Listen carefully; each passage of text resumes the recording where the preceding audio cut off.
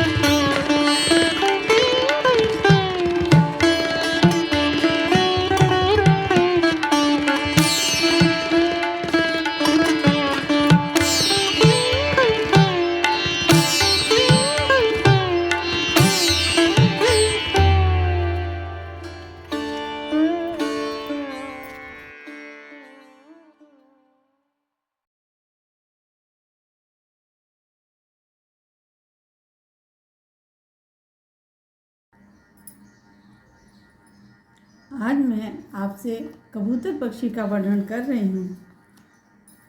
कबूतर को पहले संदेश वाहक और प्यार की चिट्ठी ले जाने के रूप में जाना जाता था, किंतु अब कबूतर को खास मिशन के लिए तैयार किया जाता है।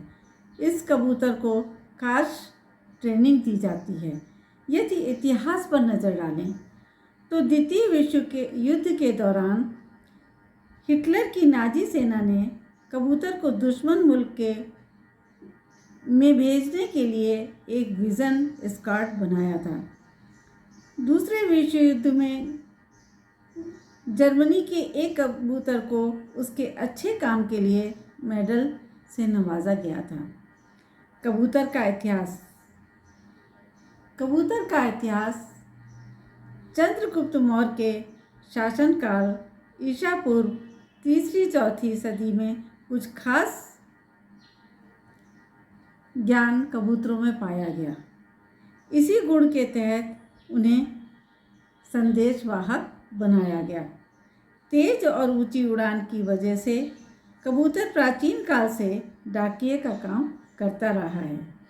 ब्रिटेन में एक स्क्वाड एक ग्रेट बैरियर पिजन ग्राम कंपनी थी, जिसने 65 मील को कबूतर संदेश सेवा स्थापित की थी। बाद में उसे आयरलैंड तक विस्तारित कर दिया गया।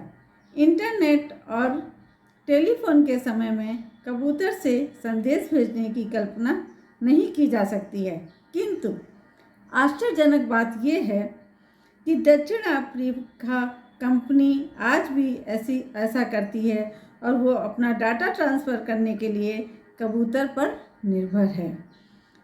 पिस्टन नाम का एक कबूतर देश की इंटरनेट कंपनी टेलीकॉम से तेज गति से डाटा जुटा सकता है। वैज्ञानिकों का मानना है कि कुछ पक्षी तो हमेशा मनुष्यों के पास ही रहते हैं और उन्हीं पे आश्रित रहते हैं। उन्हीं में से एक पक्षी कबूतर है जो हमेशा मनुष्य के आसपास रहता है। इसलिए ये केवल परिंदा ही नहीं बल्कि इसका इस्तेमाल डाकिये के रूप में भी किया जाता है। कबूतर कैसे अपने निवास स्थान को याद रखते हैं? कबूतर घ्राण शक्ति के द्वारा अपने निवास स्थान को याद रखते हैं। कुछ धार्मिक लोग इन्हें सैयद, एंजल्स और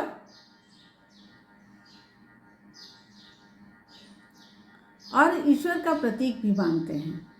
हिंदू धर्म में अमरनाथ में बर्फानी शिवलिंग बनता है और ये शिवलिंग जब तक बना रहता है वहाँ पे 2 कबूतर बैठे रहते हैं और जैसे ही ये बर्फानी शिवलिंग खत्म होता है ये दोनों ही कबूतर उड़ जाते हैं और इन्हें शिव और पार्वती का प्रतीक माना जाता है।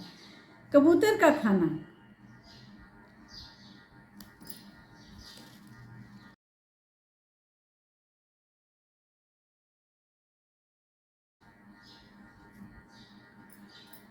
कबूतरों को पालने में ज़्यादा खर्च नहीं आता है। इन कबूतरों को पोटाश का पानी, अन्न के दाने और शार्क मछली का तेल भी दिया जाता है।